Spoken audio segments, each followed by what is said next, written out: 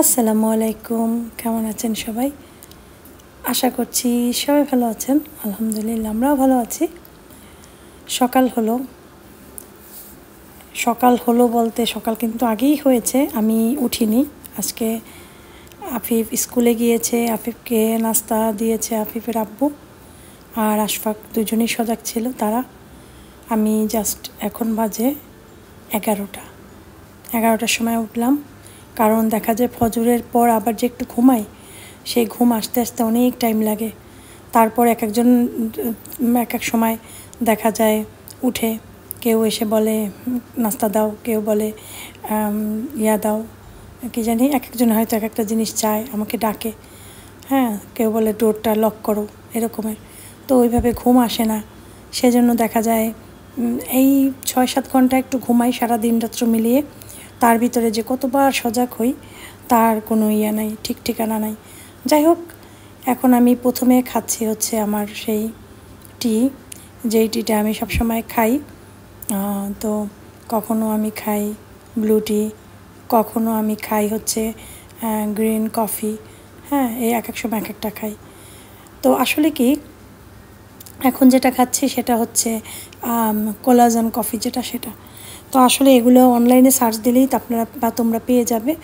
এটা নতুন করে বলার কিছু নেই, যে কোনো পেজেই পাওয়া যায়। আমি কোনো নাম ধরা পেজ দিয়ে কিনি না, সবগুলোই বলে যে নকল। আসলে নকল না, সব প্রোডাক্টই আসলেই, শুধু একটু দেখে শুনে কিনলেই হয়।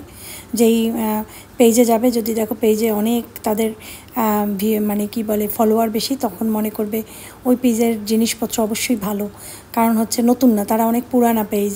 হ্যাঁ, 2 নাম্বারই করে না এরা সাধারণত। যাদের ফলোয়ার অনেক কম থাকে তখন ওই সব পেজ অনেক সময় গণ্ডগোল করে। ঠিক আছে, ফলোয়ার বেশি দেখে ওই সব পেজ থেকে নিয়ে নিলেই হবে। সার্চ দিলেই ফেসবুকে চলে আসবে। যেহেতু আমাকে অনেকেই বলে সব সময় এটা খেলে পরে যে আপু কোন পেজ থেকে কিনেছো কি, সেজন্য একটু জানিয়ে দিলাম। যাই হোক, আমার খাওয়ার শেষ। এটা খেতে আমার আসলে ভালো লাগে না, তারপরেও খেলে অনেক সুবিধা পাই, সেই জন্যই খাচ্ছি। শরীরের যে এনার্জি যেটা একটু বাড়ে, এটা খেয়াল করলাম। এনার্জি বাড়াটাই তো দরকার, তাই না?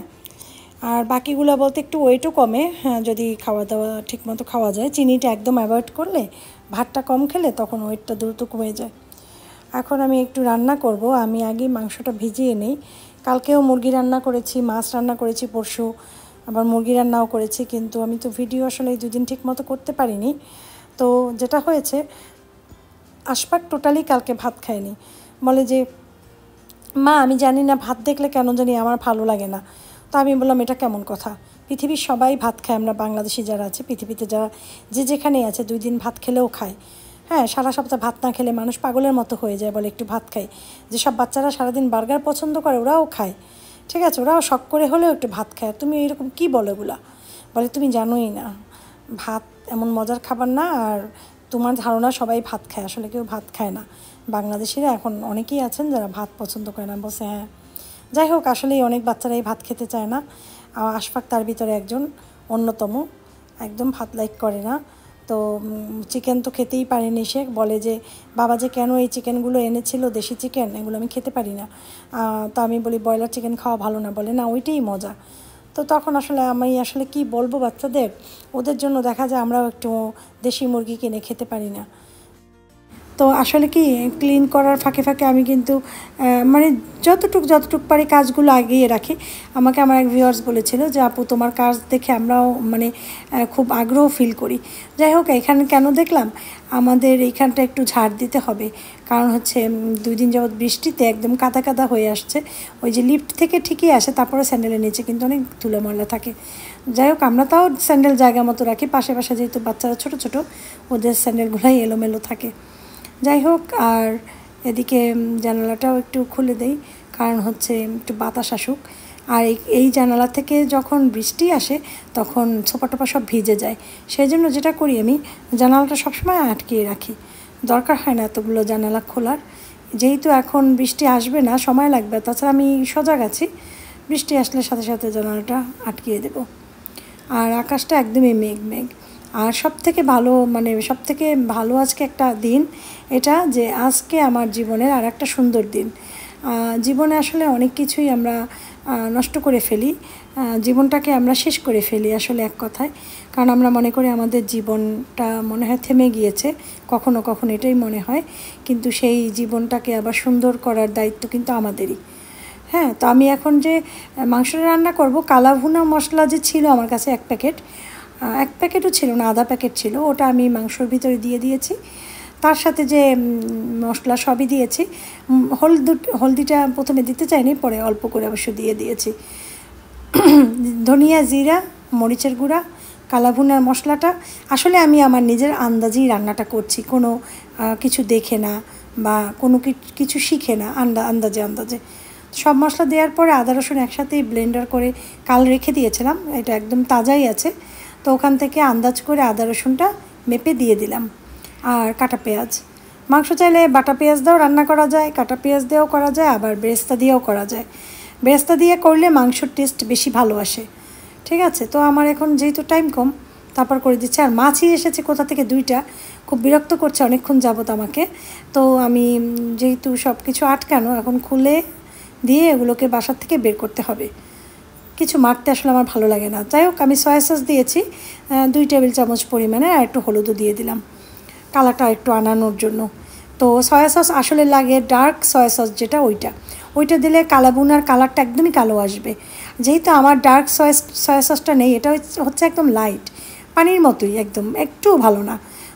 ওর বাবাকে বলেছিলাম ডার্কটা নিয়ে আসতে, সেইটা নিয়ে আসছে। যাই হোক, যারা রান্না করবা কালা ভুনা অবশ্যই ডার্ক সয়া সসটা 2 টেবিল চামচ 1.5 টেবিল চামচ দিলেই হবে, বেশি মাংস হলে। আসলে যে যার আন্দাজ মতো করে নিলেই হবে। মোটামুটি এখন ইউটিউব দেখেও কিন্তু অল্প বয়সী মেয়েরাও খুব ভালো রান্না করতে পারে। তো লবণ দিলাম লাস্টে। আর মাছিটা আমাকে খুব বিরক্ত করছে বেশ অনেকক্ষণ। মাছি দেখলে আমার হাত পা চুলকায়, আর মশা দেখলেও আমার হাত পা চুলকায়। এটা কিন্তু আমার একদম ছোটোবেলা থেকেই মাছি আর মশা দেখলে সমস্ত বডি চুলকায়। ঠিক আছে, তো যাই হোক, রান্নাটা হতে থাকে। আর ভাত চড়াবো, আর কিছু না, আজকে রান্না এতটুকুই। কারণ হচ্ছে আমার ঘরেরও কাজ আছে, তাছাড়া টাইম নেই বেশি।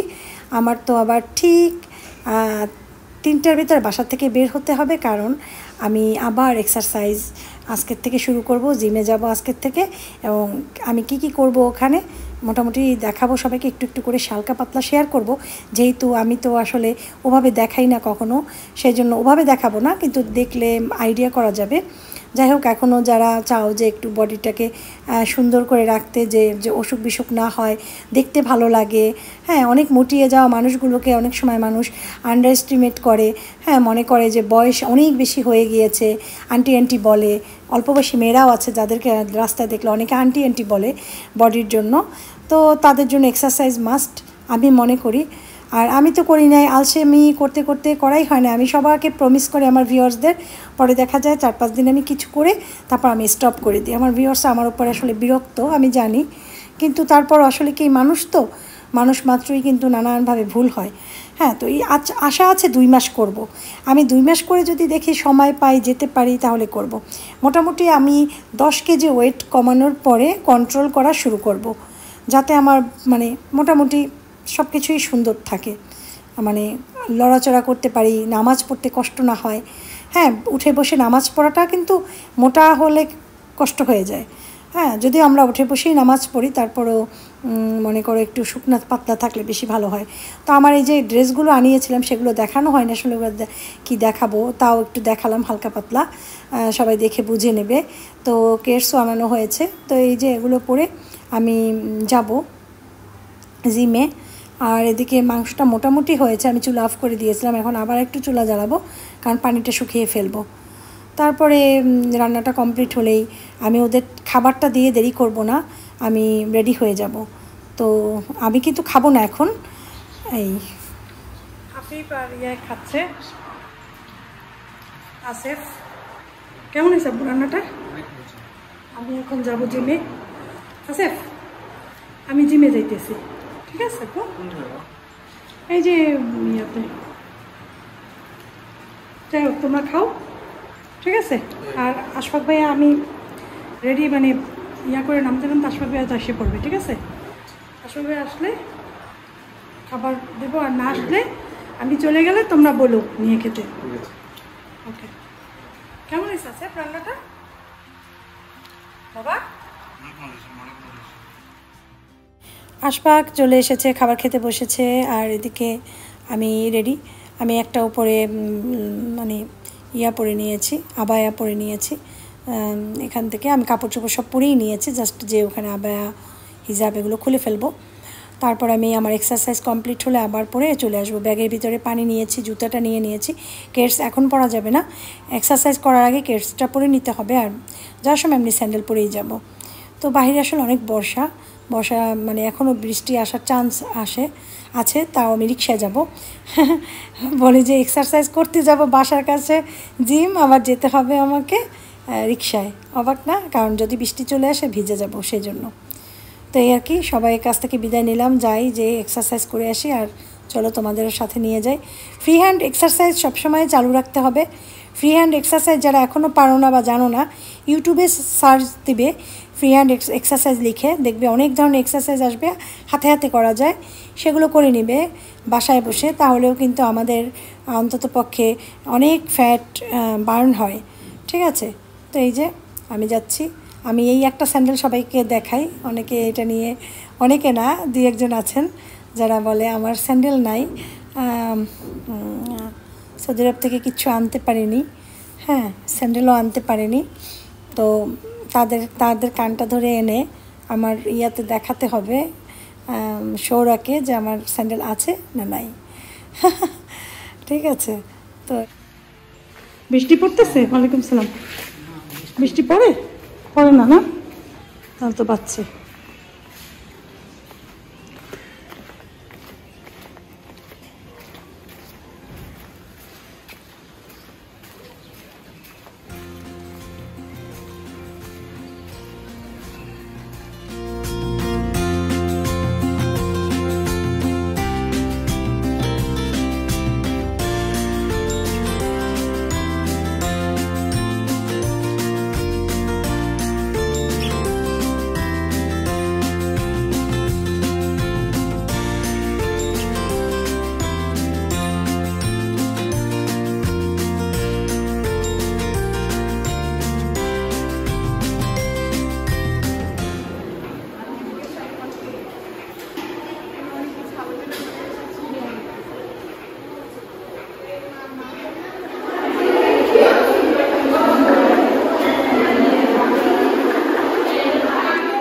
প্রথম দিনই আমি 2 ঘন্টা ব্যায়াম করে 1.5 ঘন্টা ব্যায়াম করে ফেলেছি মোটামুটি। ফ্রি হ্যান্ডগুলোও করেছি, তারপরে ওয়েট নিয়েছি, এই যে আমি 8 কেজির একটা নিয়েছি, হ্যান্ডের যেটা করে সে হ্যান্ডের জন্য সেটা নিয়েছি। তারপরে আর একটা করেছি যেটা 2 হাত দিয়ে তুলতে হয়, সেটাও করেছি, পায়েরটাও করেছি, সাইকেলিং করেছি, সব কিছুই মোটামুটি করেছি। আর ফ্রি হ্যান্ডগুলো তো করেছি। আমি মোটামুটি আমার পা দুইটা একদম বিষের মতো ব্যথা করে এখন, কিন্তু তাও আমি হেঁটে হেঁটে বাসার দিকে যাচ্ছি। আর ভাবছি যে কালকে না জানি কী হয়, জানি না, শরীর ব্যথা করে কিনা, জ্বর আসে কিনা। আমার ভাইয়ের মেয়ে বলতেছে, আমরা একসাথেই করেছি, বলে যে পুপি তুমি দেখবা কালকে তোমার জ্বর এসে যাবে শরীরে, তুমি যেই পরিমাণ এক্সারসাইজ করলা। আমি বলি কি, তুই কোনো চিন্তা করিস না, তোর পুপির সব অভ্যাস আছে। আসলে কি, আমি এক্সারসাইজ তো নতুন করি না, আমি যখন বাসায় রিয়াদে বসেও করতাম, অনেক করতাম, যেহেতু ট্রেডমিল ছিল, অনেক হাঁটতাম, সাইকেলিং করতাম, সব কিছুই করতাম, কিন্তু আমার অভ্যাস আছে। কিন্তু আজকে অনেক দিন পর করেছি। যাই হোক, বাসায় যাই, দেখি এখন যে গোসল করব, তারপরে খাওয়া দাওয়া করব।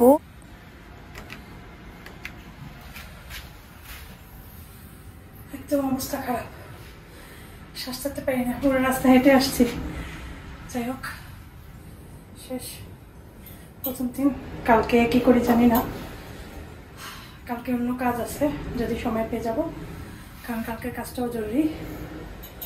এই আর কি, এখন বাসা যাব, আবার গোসল করবো, খাওয়া দাওয়া করবো, নামাজ করবো, অন্য কাজগুলো করবো। খোলা খোলা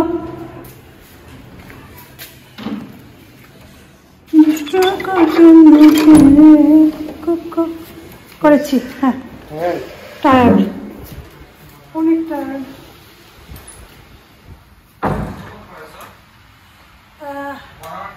হ্যাঁ, 1.5 ঘন্টা, পাটা ধরে গেছে একদম।